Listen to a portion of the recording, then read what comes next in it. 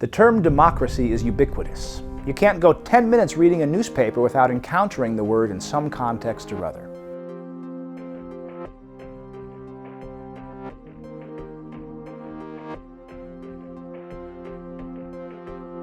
It's also a controversial term.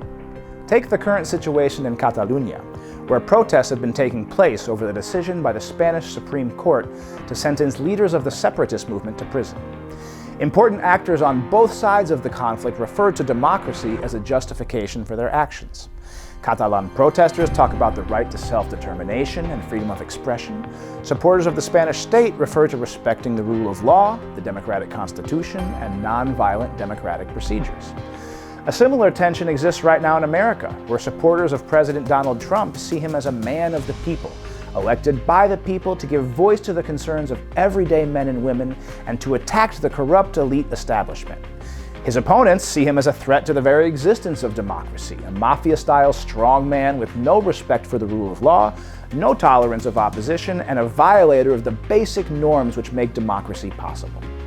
The fact that actors from completely opposing sides of a political conflict came to represent true democracy is revealing, and it suggests that we need to take a step back and look at the meaning of the term. Here, it's helpful to turn to political science, and in particular, Robert Dahl, a famous political scientist, who defined democracy based on two distinct criteria. One which we'll call the participation or accountability dimension, and the second which we'll call the political pluralism dimension. Importantly, accountability and pluralism are not the same thing. Countries have accountable government when everyday citizens have the capacity to participate actively in the political process and when that process is responsive to their needs and desires. On the other hand, government is pluralistic when competition over political office is free and open to a wide variety of competing interest groups, rather than being concentrated in the hands of a monarch, a personalist leader, or a single political party. To see that accountability and pluralism are distinct concepts, consider the political history of the United Kingdom. Ever since drafting of the Magna Carta in 1215 AD, the UK has seen a steady rise in the practice of political pluralism, with the monarchy gradually restricted and power increasingly in the hands of Parliament, where factions, interest groups, and political parties compete for power. However, despite this steady rise in pluralism, up until the middle of the 19th century, only a tiny number of aristocrats and property owners could actually participate in politics. The right to vote was only slowly expanded to a greater portion of the male population over the course of the second half of the 19th century, and it wasn't until 1928 that all women were given the right to vote.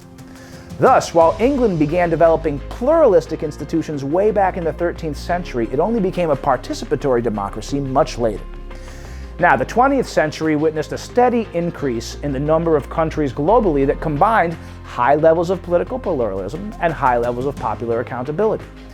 The expansion of global democracy hit its high point with the end of the Cold War in 1989, when a wave of countries in Eastern Europe and Sub-Saharan Africa experienced their first democratic elections. In the 1990s, Francis Fukuyama's famous claim that history was coming to an end, and that it was only a matter of time before all of the world's countries became liberal democracies, seemed to have some purchase. Now, the first 2 decades of the 21st century have seen the 9/11 attacks in New York City, the massive economic meltdown of 2007-2008, the never-ending war in Syria, and mass migrations. In addition to these events, traumatic events, since the 1980s, the economic conditions of the middle classes have stagnated and even declined across much of the world, as technological advances and globalization have created economic growth, but also increased levels of economic inequality. This combination of economic insecurity and global trauma has presented a unique challenge to democracy. It has led to an increasing openness to leaders whose rhetoric and even behavior often violates key democratic norms.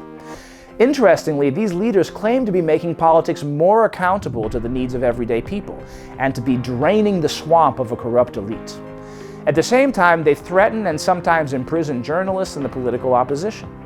They believe that high levels of accountability trump pluralism, and that if you have the support of enough people, there's really no need to recognize the civil liberties of those who don't support you. The rise of these types of attitudes and leaders begs the question: have we seen the end of the delicate balance between accountability and pluralism achieved in the late 20th century? Can this balance be restored given the increasing economic inequality associated with advanced capitalism?